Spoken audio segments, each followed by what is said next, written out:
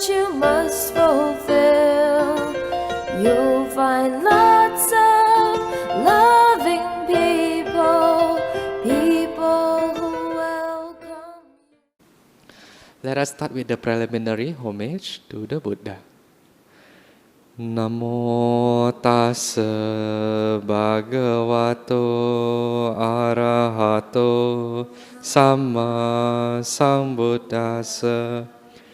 Namo tassa bhagavato arahato samma sambuddhassa.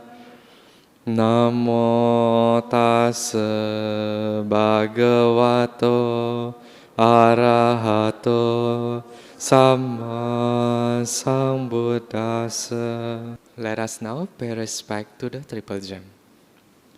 Arahang sama sambuddho bhagava buddhang bhagavantang abhivademi.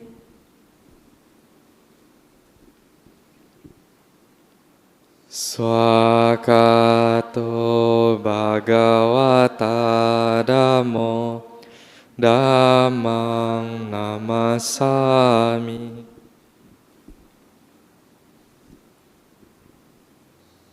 Supatipano bhagavato sawaka sangho sanghang namami.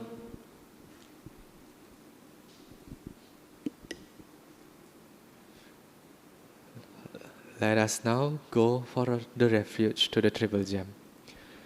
Buddhang saranang gacchami, Dhammang saranang gacchami, Sanghang saranang gacchami, Dutiyampi buddhang saranang gacchami, Dutiyampi dhammang saranang gacchami, Dutiyampi sanghang saranang gacchami, Tatiyampi buddhang saranang gacchami, Tatiyampi dhammang saranang gacchami, Tatiyampi sanghang saranang gacchami. We will now chant the observance of the 5 precepts. Panatipata veramani sikapadang samadhiyami. Adinadana veramani sikapadang samadhiyami. Kamesu micacara veramani sikapadang samadhiyami. Musawada veramani sikapadang samadhiyami. Surameraya majapamadatana veramani sikapadang samadhiyami. Let us recollect the sublime qualities of the Buddha. Iti piso bhagava arahang sama sambuddho vijacarana sampano sugato lokavidu anuttaro purisa dhamma sarati satta dewa manusanang buddho bhagavati. Let us recollect the sublime qualities of Dhamma. Swakato bhagavata dhammo sanditiko akaliko Ehipasiko openaiko pacatang veditabo vinyuhiti. Let us now recollect the sublime qualities of Sangha.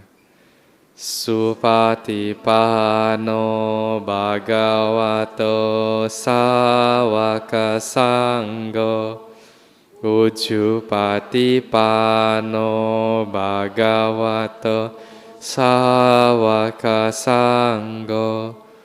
Nyayapatipano bhagavato sāvaka sangho. Samicipatipano bhagavato sāvaka sangho. Yadidang cattari purisa yugani atta purisa pugala esa bhagavato sāvaka sangho. Ahuneyo pahuneyo dakineyo anjali karaniyo anuttara punyaketang lokasati. Sadhu, sadhu, sadhu.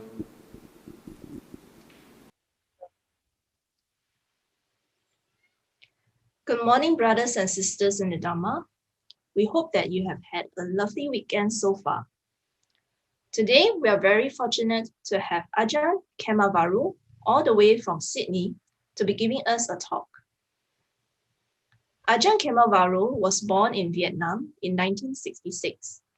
At the age of 9, he moved with his family to live in California, USA. While working as a stockbroker in Bangkok, he became interested in Buddhism and meditation. He began his monastic training at Wat Pat Nanachat at Ubon, Thailand in 1999 and was ordained as a bhikkhu in the Ajahn Chah's tradition. Inspired by Ajahn Brahm's light-hearted yet profound Dhamma talks, he asked to come to Perth to train at Bodhiana Monastery, where he stayed for 8 years. Currently, he is the abbot of Wat Buddha Dhamma in the Blue Mountains of New South Wales. Ajahn will be first leading us in the guided meditation for the first 10 minutes of the talk. And then he will be giving us the Dhamma talk, followed by a Q&A session. Let's welcome Ajahn.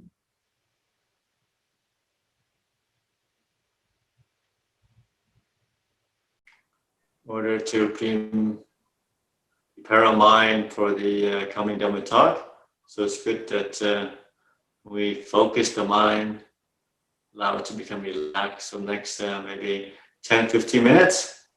So with to any meditation session, always take a few minutes just to tune in, get in touch with your body, sitting posture, and just kind of soothing and relaxing the different body parts. So for the next few minutes, we bring our mind, awareness to your posture of the body, how you're sitting. Bring your awareness from the top of the head all the way down to your spinal cord, to the chair that you're sitting on.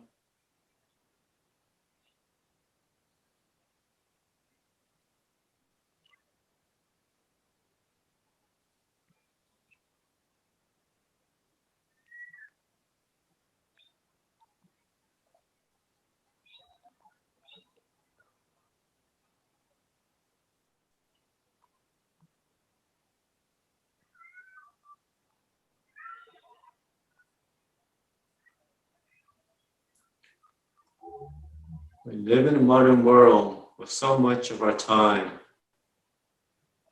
is spent in our head, planning, thinking, judging things.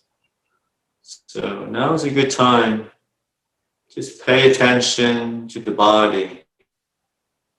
Soothe and relax. To ease any tension that you're aware of in your body for the next 10 or 15 minutes.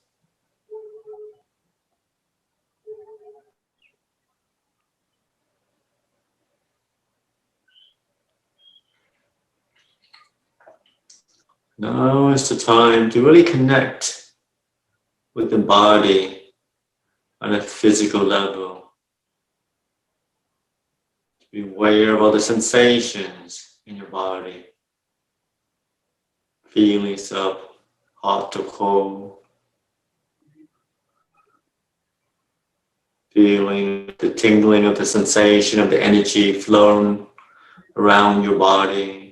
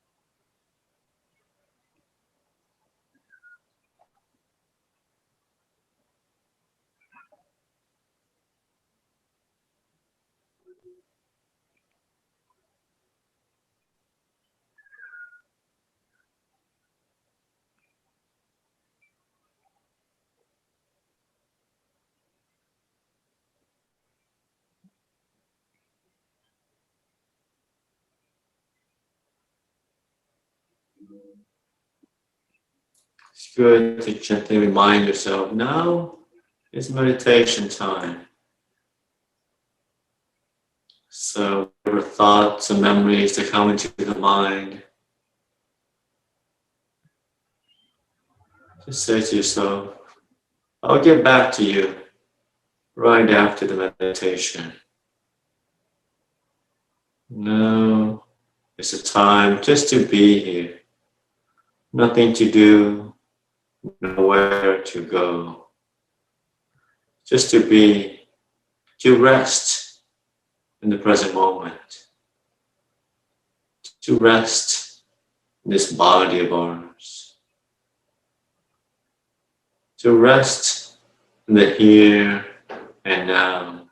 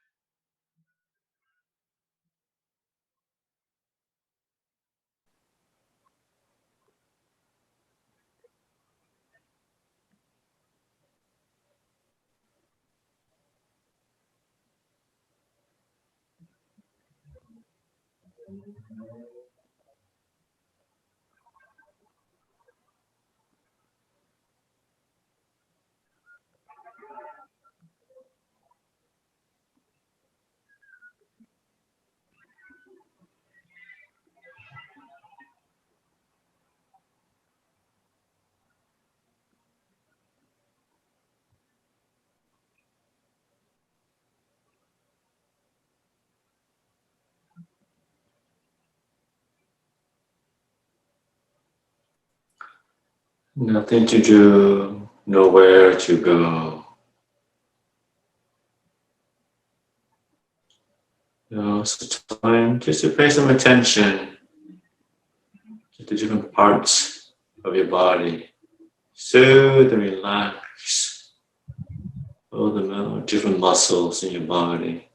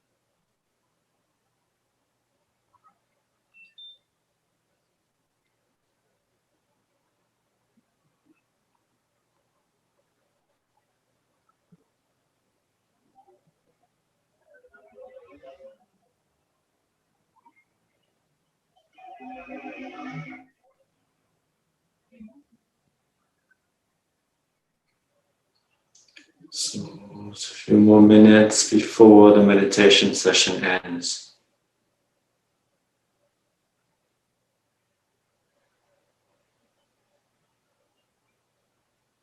So now is the time to reflect on the experience. How did that feel? Just to sit quietly and tune and connect with the body. Soothe and relax it.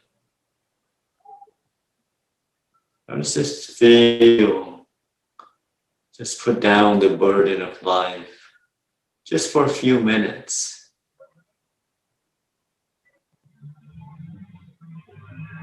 Know what peace feels like in the body. Know what peace feels like as a mental experience.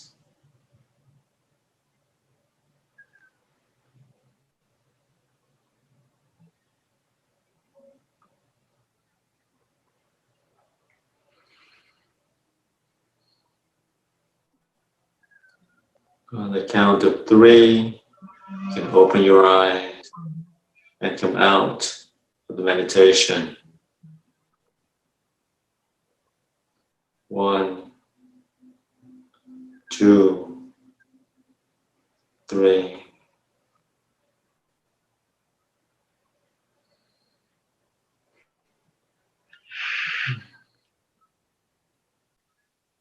So I think the talk for today is using the Dhamma to deal with difficulties in life. Something like that. Okay. Okay.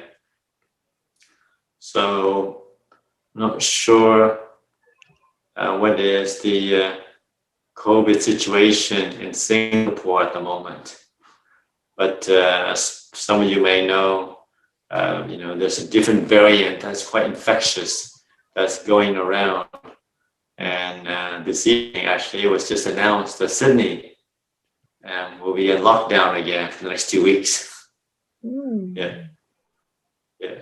So it appears that this is a reality of living in the world, that for the next probably 12 to 18 months, you just have breakdown, little breakouts of infections from time to time, where you just have to adjust your life.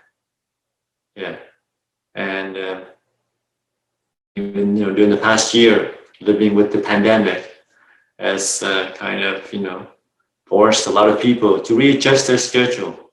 But that doesn't have to be a cause for anxiety or worry. Sometimes we're not careful. It could lead to that, to obviously worries about our health, whether we should go out, whether we're might get the disease, and what happens if we get disease, and whether we'll infect everybody and we get sick, and then and with all the scenarios of what could go wrong starts to play in the mind.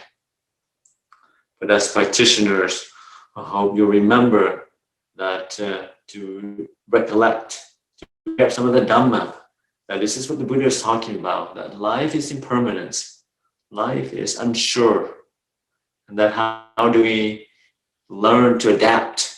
How do we make the best of the situation? Always encourage people to, whatever it is you're facing, whatever challenges that life is presenting to you, whatever obstacles that appears in front of you, to try to learn from it, to not make a problem out of it. Instead of complaining or go to remorse, this is a challenge. How do I surmount this? How do I climb over these obstacles? Because, life, whether pandemic, post-pandemic or not, will always have its challenges. And our challenge, our job as practitioner is to learn to adapt, to live with it, to grow from that. So much when we look back, any difficulties we face is actually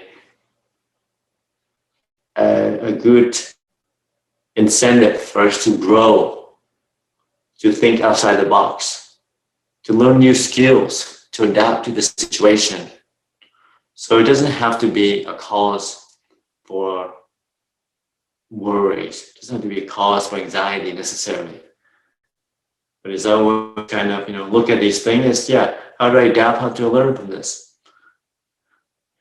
How do I learn to work from home? How do I learn new skills to make better from this? Because pandemic or not, there are always challenges in life. That's always, we have a family, there are always responsibilities. We have a job, there's always challenges to learn to work with different people. Some people are easy to work with, some people are kind, but others aren't. But our job is not to allow that to cause us negativity, not to dwell in that, not to allow that to define us, not to allow that to be a cause of dukkha for us. Practitioner, we learn to, rouse up a sense of clarity, learn to accept the situation, learn to work with it. So much of life is about adapting. And hopefully as we meditate, allows the mind to have some space, allows the mind, the energy to learn to understand.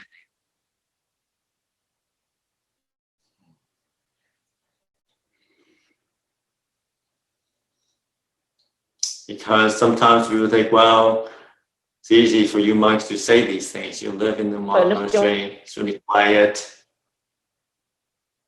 There's no stress. You don't have a mean boss who's kind of bullying you every day. You don't have, 2 teenage kids to look after. Of course, it's easy to be peaceful in the monastery. But in the worldly life of jobs and relationships and kids and shopping, how do I maintain my peace then and there? But as most of you know, if you stay in a monastery, the idea of monastery might be peaceful, but monastery is still a place in the world, a place populated with people with differences, views and opinions. And actually, in the monastery, sometimes it's actually more challenging than the outside world. Because if you're at home, you only have to work with your boss 8 hours a day. Then you go home, you're away from him. But in a monastery, there's no escape. You have issues with people, pretty much stuck with them 24/7. You see them every single day. And they live in the same place. You sit in the same hall, day in and day out. You can't not, when you're bored, if you have difficulties, they call up their friend and they go out for a cup of coffee or something. Monastery, there's no such thing. There's no escape. But it does encourage us to contemplate, to reflect on the nature of life. But yes, we may have had an argument, but how do we move on from that? Are we allow the argument, the differences, to be a problem? Or we learn to forgive, to accept that there are differences, there are different ways to do things, different ways to practice, different ways to look at the world, different ways to cook, different ways to clean the kitchen, different ways to build kuti, and accept the differences. Some people think, monks, all you do is just close their eyes and meditate all day long and everything's fine. No, there's a few more things happening in monastery. Quite a lot of work actually, maintenance and stuff. So, and we always, we get to a lot of discussions and sometimes, lively arguments. But hopefully we're encouraged just to accept that our friendship is more than the argument. Our friendship is more than the differences that comes up from time to time. We learn to practice the art of letting go, learn to how to forgive each other and move on. So much of our difficulty, so much of the stress in life is sometimes caused by the inability to accept and to forgive and to move on. Someone's said something mean to us, someone's done something to us many years ago, maybe. And because of that, we have carried that around and we continue to suffer to this very day. And I'm not excusing, sometimes, those things can be quite terrible things. Physically abusing you or mentally abusing you. But as practitioner, you're also encouraged to learn to find ways to let go, to grow from that. A story I always remember, I was reading a book actually, last time I was in the Buddhist Fellowship of Singapore many years ago. I think one of the house that I was staying with had this book. It was Bill Clinton's biography. Can't remember the title. It's a very thick book. I was leafing through it, and President Clinton was recounting one of his time in office where they tried to impeach him with something, but he used a story. He remembered that at that time, some of you may remember, there was a civil war in Africa where one of the two tribes was the Tutsi and something else, and this war broke out. It was almost like a genocide. They would start to slaughter each other, and this poor woman said that she watched in front of her eyes where they actually slaughter her husband, her kids, all family members in front of her, and she barely survived it. But she said, and her faith was in God. So she said, yes, there's a lot of anger in me, but I know that the Lord did not save me for something petty as vengeance. I know he saved me for something bigger, like forgiveness. So he learned, so she, through that root of faith, I was saying in her God, she learned to forgive, to move on. And as a result of that, she's got, she's moved on. She's still a better life.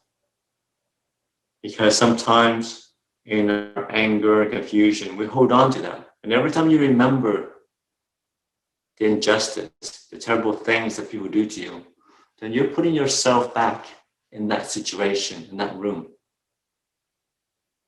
Reminds you also, there's another story, I think you might have heard it, saying with two soldiers that was being tortured during the World War II by the Japanese.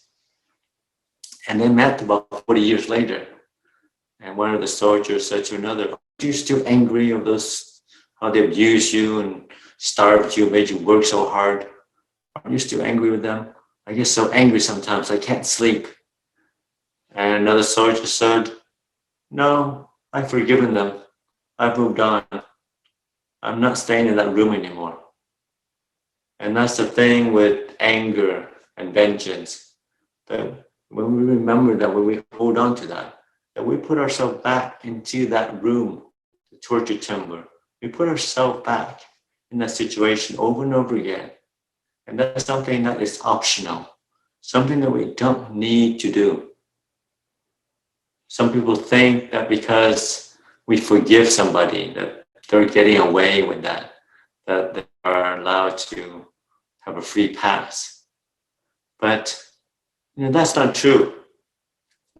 Karmically, they will obviously reap the result of their action if it's unwholesome.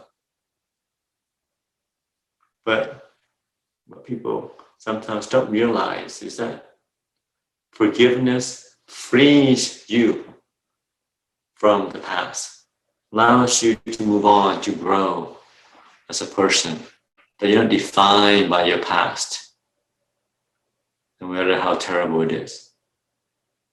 We also learn to move. And forgiveness is a great way to let go. It's a practical way. So sometimes anybody that annoyed us, irritated us in some way, we can bring up a sense of acceptance. That we live in a world that's not perfect. People do say things from time to time that are hurtful. You get disappointed in life. But once we accept that this is part of life, we learn to not take it so seriously. We learn to move on, to grow from that. And also to learn from that. Like if I'm in a situation, remind ourselves, if I'm in a situation of power where I give feedback, I'm going to remember what it feels like to be belittled, to be criticized. I'm going to be really careful with my speech. And make sure it's constructive, make sure it's kind and gentle. Because I know what it feels like to be on the receiving end of a verbal assault. So even if we have experience from these things, we can learn from that. Because as we grow as human beings and our roles changes, then we can learn to be more gentle, more kind, more thoughtful of others. Knowing that, it doesn't feel good when someone say things that are unkind, say things that are harsh to another person.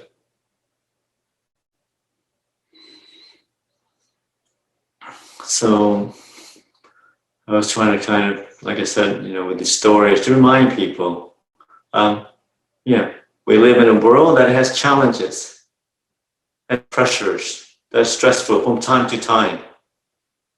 That doesn't have to define us. That doesn't have to be the cause of suffering internally. Through the practice of the Dhamma, through remembering, the Lord Buddha, to remember what it feels like to be inspired, that we can learn to adapt to life, to grow from that. Because when the Buddha became enlightened, his life is not perfect either. There are war, there are famines, there are injustices. but he made peace with the world as it is.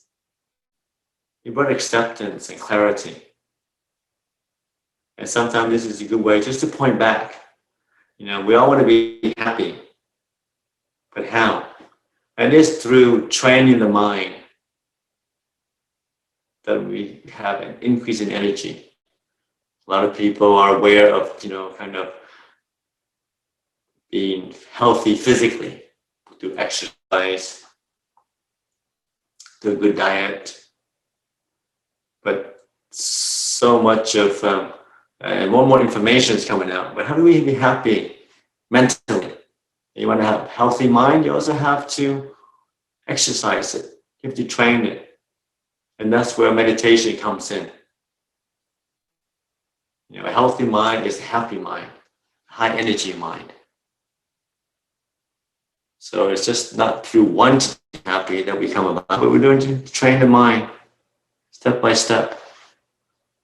And as time grows, we find that we have more of a kind of a resilient mind. Mind is in shape. Mind that can accept the challenges of the world, the stress of the world, and not blown away by it. The mind is steady, equanimous to the changing world, through applying the Dhamma, through applying understanding. That comes clarity. I have to remember the Buddhist teaching on wisdom. Buddhist wisdom is the ability to transcend suffering through understanding. It's through understanding that we go through, we transcend our suffering. It is through confusion, distraction, through attachment that we suffer. So once we understand it, suffering fades away. There's no problem.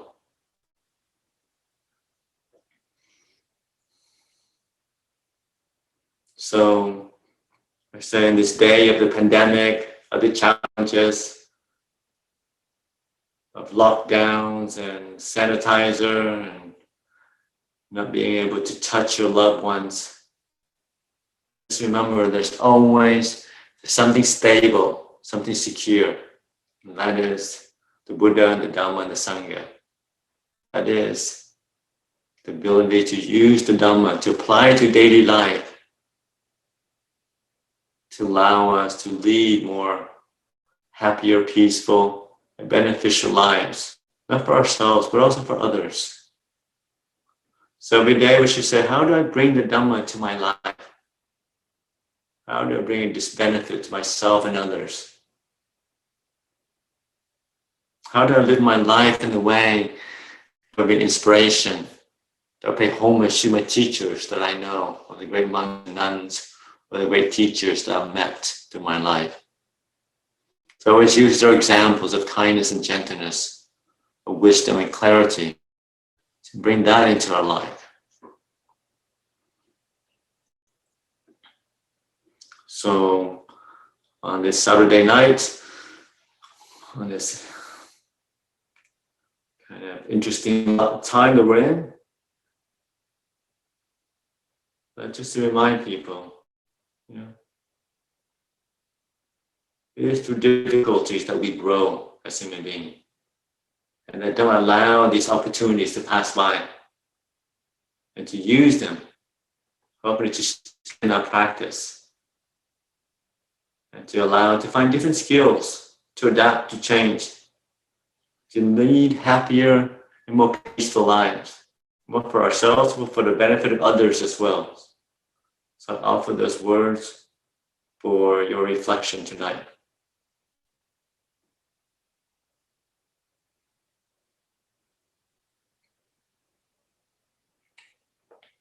Any questions or comments?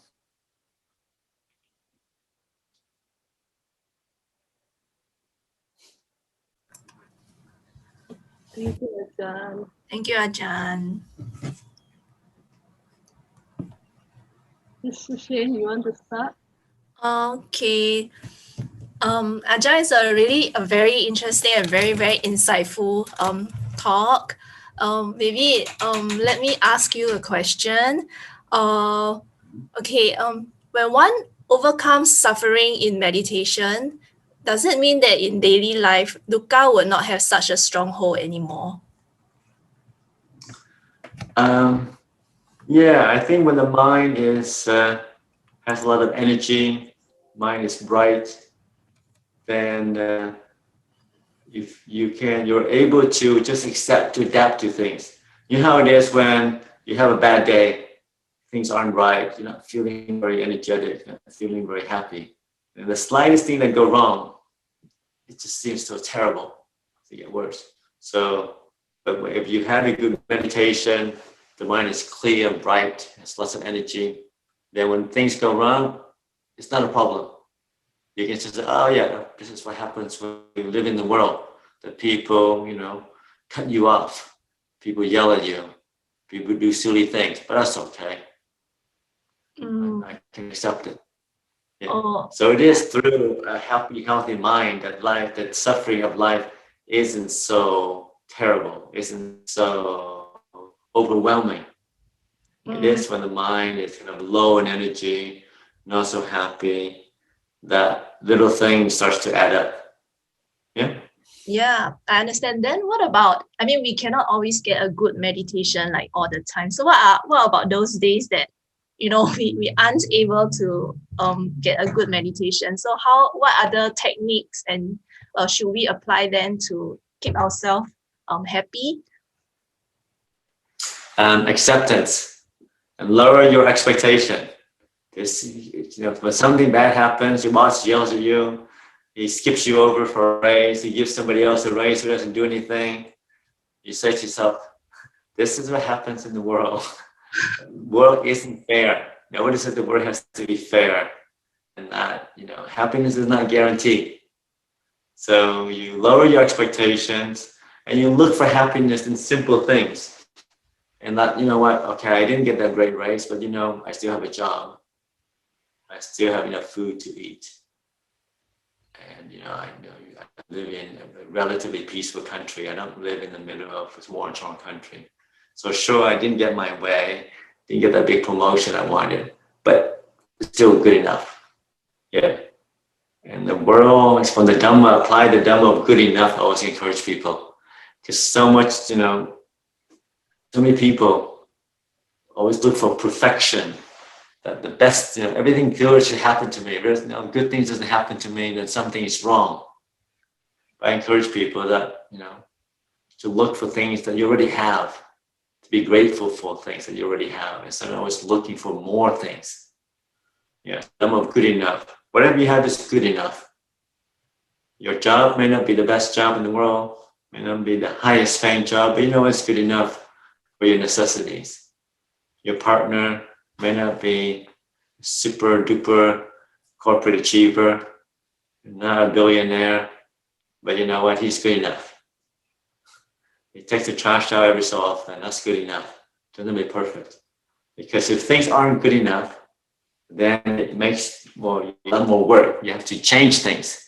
You have to arrange things. So enough, allow things to be more peaceful, to be more still. Yeah. So acceptance and having a reasonable amount of expectation. So lower your expectations for what life should bring. Instead of asking for perfection, just ask for good enough. Is this good enough? Hopefully good enough is good enough. Yeah? Does that help? Thank you, Ajahn. Okay, there's a question. Answer. Okay. Yeah, there's a question in the chat. Okay. Ajahn, thanks for an inspiring Dhamma talk. My question is, how can one forgive oneself when one has committed wrong? For instance, breaking of one of the precepts and move on. Sometimes it's easy to forgive others who have done you wrong, but it's hard to forgive oneself for the wrong one has committed. So sometimes we can be very tough on ourselves. Okay. I think forgiveness is a sense of also a sense of kindness, metta. I think the same type of the muscles of the mind. So I would encourage this person to do more formal metta meditation of learning to forgive others, but also learn to forgive yourself. It's the same muscles. They say, I don't know, it's easy to forgive others. I think it's like I said, it's the same momentum, same direction. The more you learn to forgive others, the more you learn to also forgive yourself. Understanding that, yes, we all make mistakes from time to time. That unless you're fully enlightened, you're going to have forces of greed and anger and confusion arising in the mind from time to time. And that is the nature of human existence. And as we accept that, it is easier to say, well, I should have said something. I should have done what I did a few years ago. And so much of forgiveness has to do with acceptance. Okay, at that point in life, you had that much defilements, you had that much greed and hatred, and you acted from that. And that's to accept full responsibility for those things. But also knowing that you can also change. We all have the ability to change, to improve ourselves, to act out of kindness and gentleness, to act out of clarity. So it is through accepting that we make mistakes that we can grow and learn from that. So much of it, just ask yourself, what can I learn from this? Instead of saying, oh, I'm a terrible person, I took money from my mother, shouldn't have done that, or I take drugs, or I crash people's cars, or I gamble, or I cheated on my partner, whatever it is that we focus on, the fault of ours. We can say, at that time, I acted out of, unwholesome intention. But hopefully I'm going to learn what it feels like to do those things. So I'm going to avoid doing that in the future. All we do is set your attention. And then hopefully, based on that intention, the mind will start to incline towards wholesome states. Because sometimes so much of the guilt and remorse doesn't really help. It just makes you more sad and depressed. And then you don't see clearly. And then you're happy, you keep repeating over and over again. So yes, I would encourage the person to practice some formal metta meditation, and to also, like I said, say to themselves that, at that time, I was angry, I had that much greed, but hopefully moving forward, I'm going to try to do better. Try to avoid those situations where unwholesome things can arise. And I also ask yourself, what can I learn from this? Keep asking yourself, what can I learn from this situation? How can I grow from this? Instead of remembering, oh, I'm a bad person because I did this, that I did that thing, how many years ago? It is forgiveness to others, and also forgive themselves. It's very important. It's one of the essential quality of a practice as well.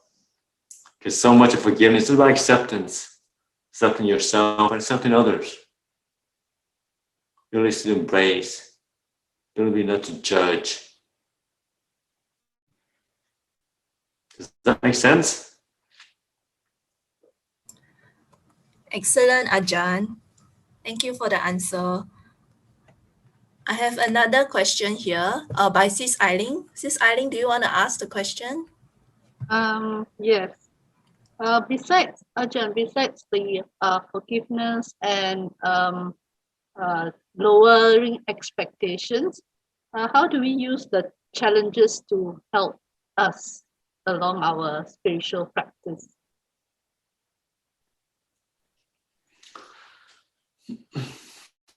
Well, so much of life is about getting beyond challenges, because life is full of challenges. The challenges of keeping a job, challenges of growing with it, challenges of dealing with different personalities in your work situation, let's say. And then there's always a challenge of, keeping the family together. I hear a lot, with these parents. I don't know how many parents in Singapore are the same in Australia.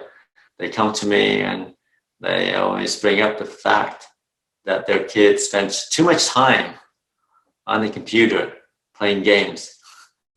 Oh, my kids never do his homework. What did I do with them? And they don't talk to me anymore. All they do is go into the room, lock the room, and play with this internet. What should I do, Ajahn? Should I turn off the Wi-Fi? Should I restrict them?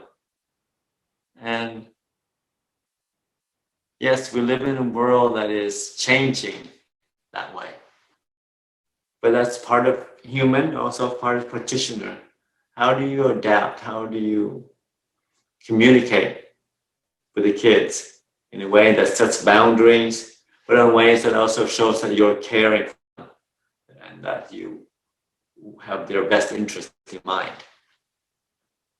And that's the challenge, How do I come up with the compassion, also the wisdom, instead of shutting down, says, this is my house, you have to do this. You don't do this, I'm not gonna, I'm gonna punish you. I'm gonna take away your computer or whatever. So, which sometimes some parents approach it that way. And then, it's an argument, and then both sides are not happy.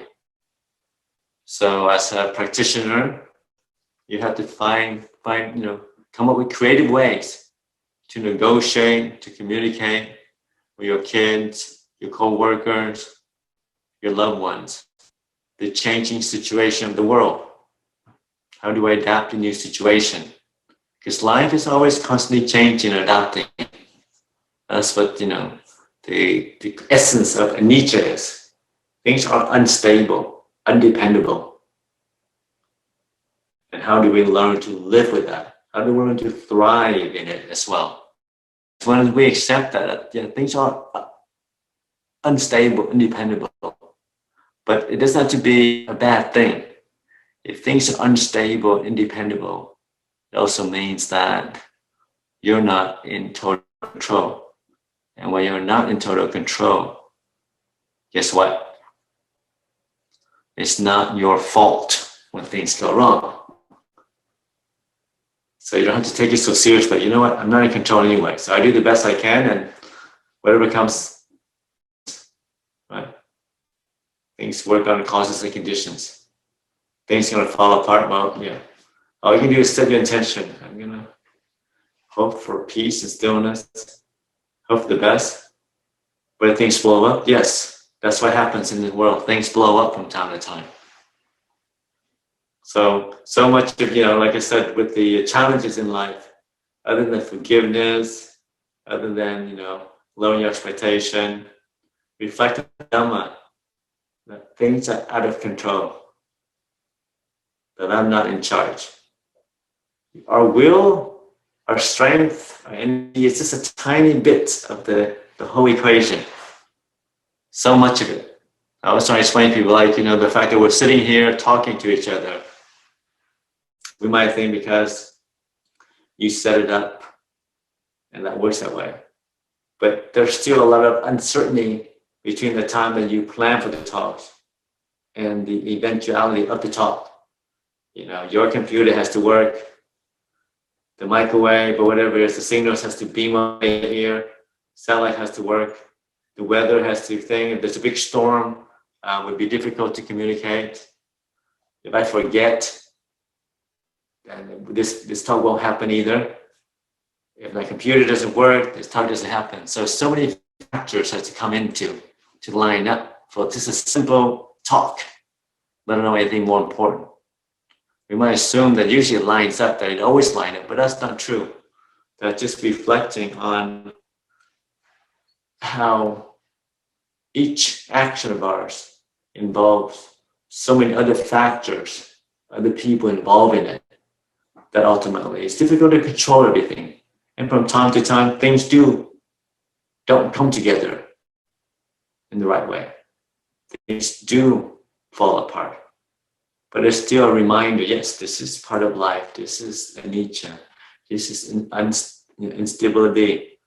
This is undependable. And this is nature of human life here. And we keep reminding ourselves then there comes acceptance. And with acceptance, I think the sufferings starts to evaporate, starts to dissipate. Because when you accept things, it's not a problem.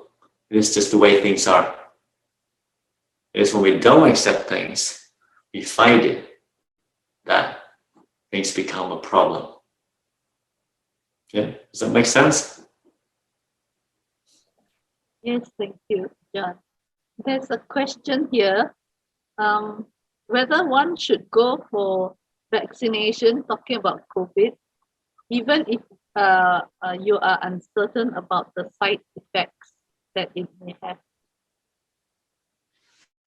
Is that again? Yeah, with those with more medical conditions. So they are asking whether one should go for the vaccination, even though there are uncertainty about all the side effects. Yeah, I'm a pro-vaxxer all the way. I'm not a major believer in conspiracy theory. There is no tracking devices in the vaccine. They're not doing to control us, our mind or anything. I've listened to many kind of monks who even are medical worker, and the benefits of vaccine far outweighs any kind of minor allergy or reaction that comes from it. So I do encourage people to get vaccinated as soon as they can when it becomes available. Because the more people that are vaccinated, the less likely the COVID can starts to migrate to become a different strand. It is because the large part of the population is still unvaccinated that the virus can keep changing itself into a different form and becomes, notice, becomes more infectious and deadlier. So I would encourage people, get vaccinated as soon as you can. Not just for yourself, but for others, because there's, nothing's 100% guaranteed, but it lowers your ability to spread the disease. It lowers your ability, your also symptomatic thing. It lowers that as well. So you're not so sick, and you don't spread it to others as well. So yes, I'm definitely on the vaccinated camp. Thank you, Ajahn. Another How many question. population? Like your father? What percentage of the population is vaccinated in Singapore? At the moment, I think at least 50% got. Oh, They got their first jab. At least about 30% has both jabs, and maybe 50%. They are targeting 60 or 70, 2/3 of the population by August, I think. Okay. Okay. Yeah. Someone asked a question: how to deal with dying and illnesses? How to deal with dying and illnesses? Yes. I think do a lot of reflection on that, on death and illness. Picture yourself, when you visit your old relatives in the hospital, instead of thinking poor them that they're sick, you put yourself in them. That one day I'm going to be like this, lying in bed the same way. That way it trains the mind, because so much of the mind is the non-acceptance, the delusion that, sickness happens to these other people over there and not me. I'm just going to be healthy for a long time because I'm Buddhist and I meditate and I keep my 5 precepts. So I'll never get sick. I have this great blessing from this monk or nun or something. I'm never going to be sick. And that's just silly. That's just superstition. All going to get sick. And every single one of us is going to die one day. No way around that. You have a body, this is what happens.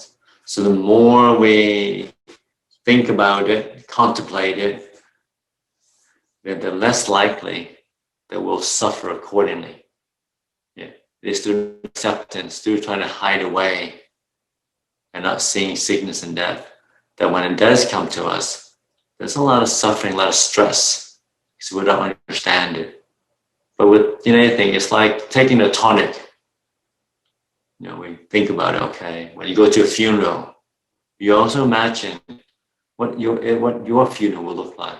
What's it feel like when you're sitting, lying in the coffin? What will people say about you? Every funeral you go to, usually like this, it could be my funeral. What do people say about me when I'm not here anymore? And then the more you play with it, the more you try to internalize it, then when the time does come for you to leave everything behind, there's much more peace and acceptance. There's not so much anxiety because you've been working with it throughout your life. And that's what the Dalai Lama said. Interesting. Someone says, well, why do you meditate so much? You're such a holy person already. Sure, you don't need to meditate. He says, no, I still meditate many hours a day. Because why do you practice? He said, I practice for when I die. That's what the practice is about. Because dying is the ultimate in letting go. Every one of us has to die. That's when you literally leave behind everything. Your body, your family, your relationships, everything. It's not something you can control. So either we learn to work with it now, or it's going to come crashing down on us. And when you're not ready, then it's, a lot of stress, anxieties, a lot of fighting to the last minute. So one of the ways to deal with sickness and death is to try to bring into your life the reflection, through imagination, constantly. We would encourage, we should think about death every single day, at least 3 times a day, more often than we can. And that's the funny thing. And the more you reflect on death and sickness, actually it makes life more precious. It allows you to live a more beneficial life, more careful life. It's the fact that we don't think about death enough, that we waste our life doing silly things. We waste our life on things that are not so meaningful. Waste our time doing things that don't bring benefit to ourselves or others. But you think, I might not live forever. If I die tomorrow, if I die next week, how do I want to leave this world? Do I want to make lots of money, be really famous? Or do I want to make a difference in the lives of the people around me to help where I can? So Ajahn Chah said, it is through not understanding death that we don't know life. So if you know death, you also know life. That this life is precious and that we should make the best of it, like cultivating a wholesome mind. But be a benefit to others, help where we can, to leave a positive legacy behind, instead of just chasing after worldly pleasure, to always look after good food or go to holidays or have big houses or big cars. We ask you, what is life about? Is it about these things or is there something more? Because I won't be here forever. So how do I want people to remember me? A really wealthy person or a really, really good person? That I looked after my family, I looked after my friends, I looked after people that I know. So that's how to deal with sickness and death. To remember, to reflect on it as often as you can. Thank you, Ajahn. And there's another question on how to use the Dhamma to deal with grief on the passing of a loved one, especially with the untrained mind.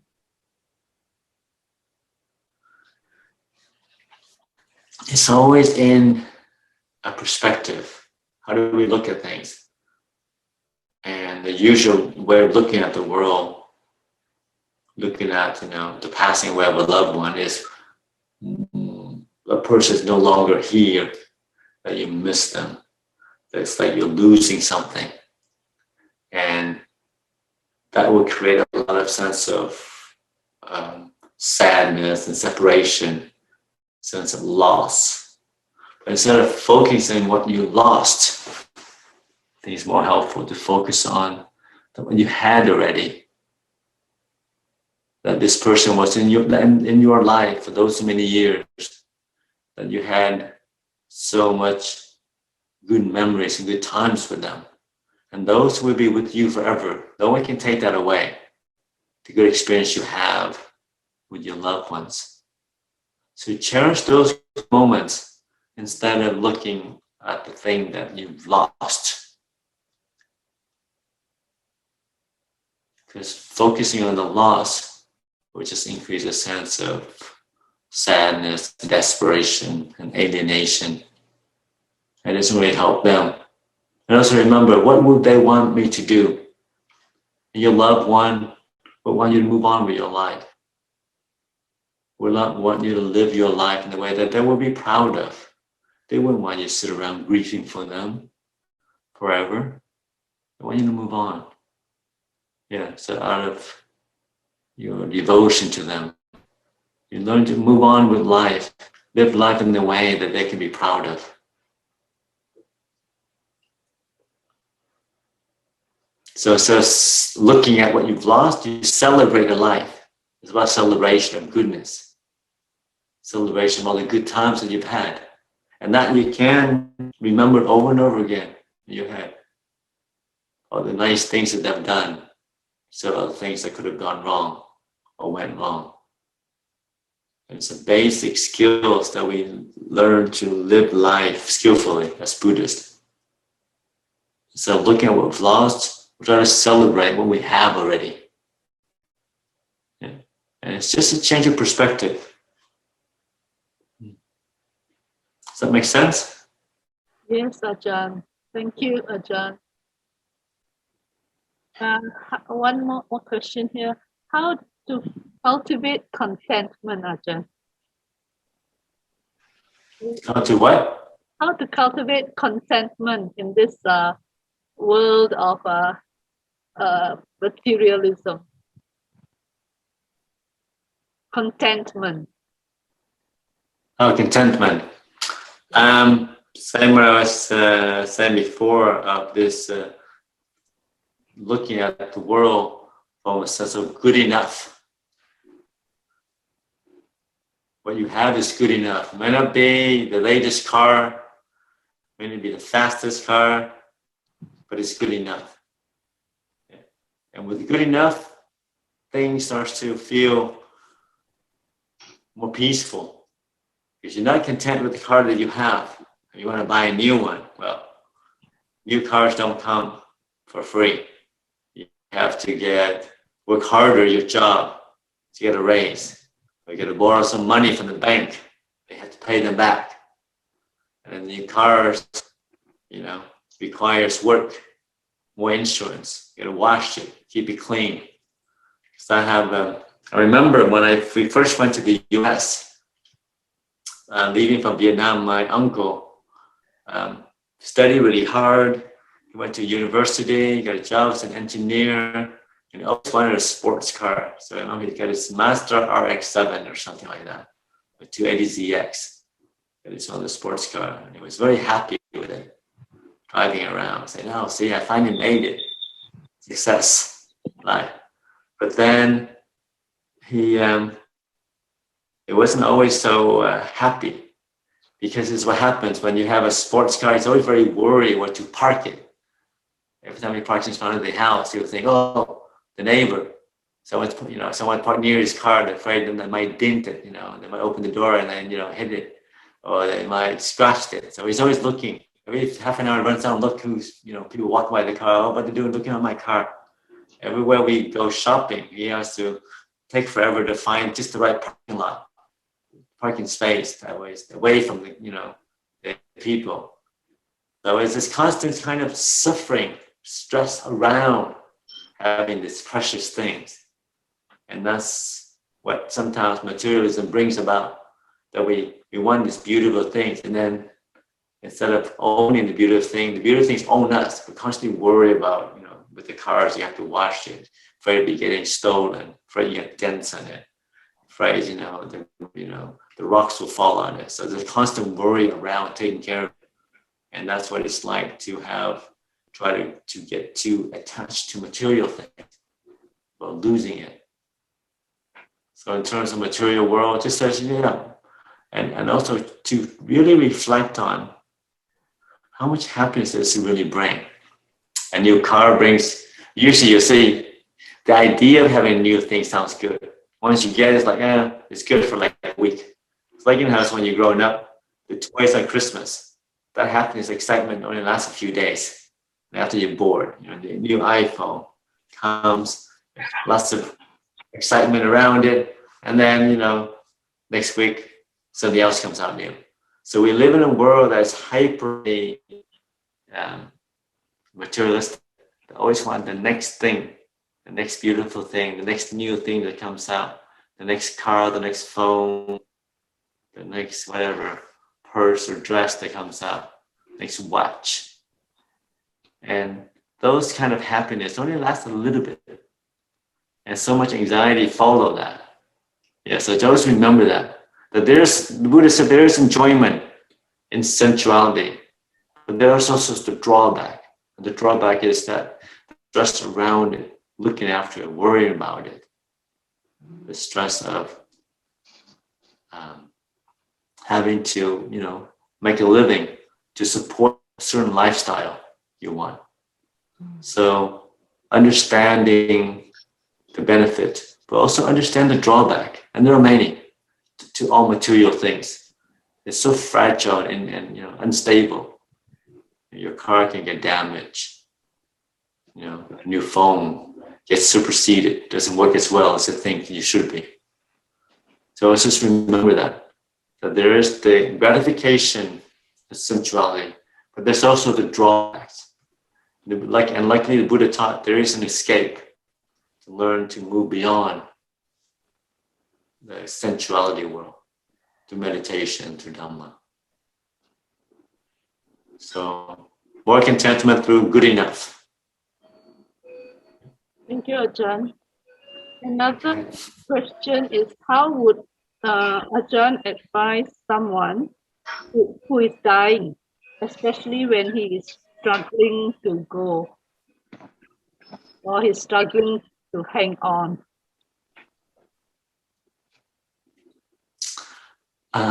I would think, you hear Ajahn Brahm so many times, why are you struggling to hold on to an old car?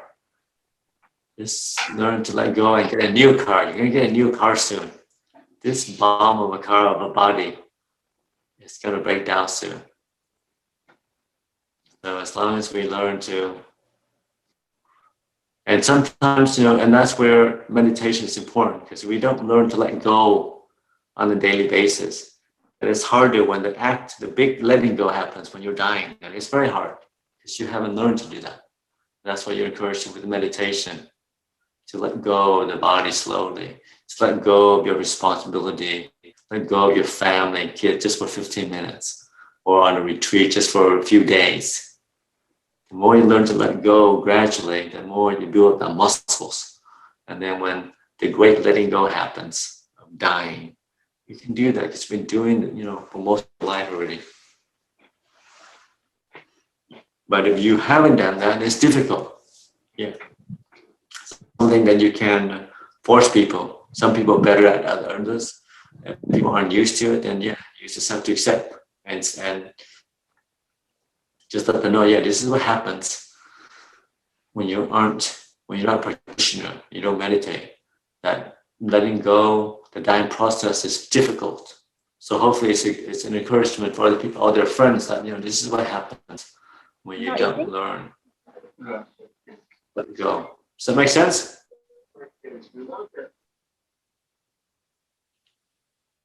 Yes, Ajahn. Thank you, Ajahn. Okay. I think if there are no more questions, Shushan, any last question from you? No. Thank you, Ajahn. Okay, very good. Let's all say sadhu, unmute, and say sadhu, sadhu. Sadhu, Sadhu, sadhu, sadhu. Thanks again, Ajahn, for accepting our invitation. Okay, no worries. Hope it's helpful. It's good to All the see. best. Could we ask Ajahn to share merit as well as give us a blessing? Okay, we'll give you a short blessing. Yes. Yatha vivaha pura paripranti sagara evamewa ejodinam khetana upakapati etitan patitan tu manki pamewa samijatu sabe pranti sankapa chando panaraso yatha mani jyotiraso yatha sabityo viwachantu sambarogo vinasatu Mate Bhavantaraya Sukhi Dika Yuko Bhava Abhivadana Sile Sanichang Vada Pachayino Chataro Dhamma Vadante Ayurvana Sukham Bhavan. Okay. Sadhu, sadhu, sadhu. Thanks again, Ajahn. We hope to see you. See you next time. We will now invite all the sentient beings to participate in our acquired merits for cultivating the wholesome thoughts, wholesome speech, and wholesome actions this morning. Let us now chant together. Etawata cha amhehi sambatang punya sampadang sabbe dewa anumodantu sabba sampati siddhya. Etawata ca amhehi sambatang punya sampadang sabbe bhuta anumodantu sabba sampati siddhya. Etawata ca amhehi sambatang punya sampadang sabbe satta anumodantu sabba sampati siddhya.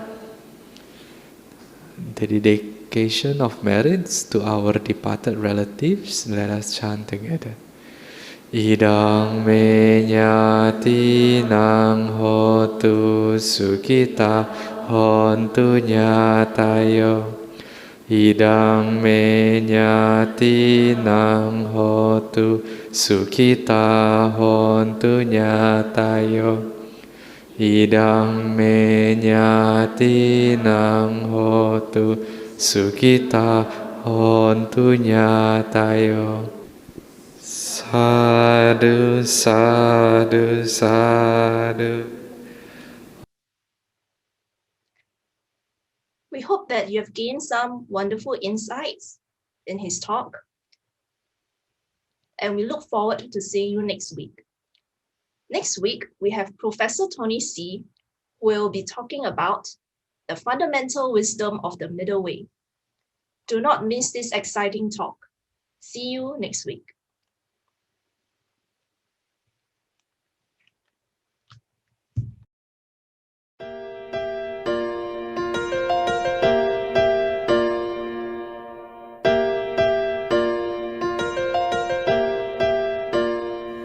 Imagine a house you can come into.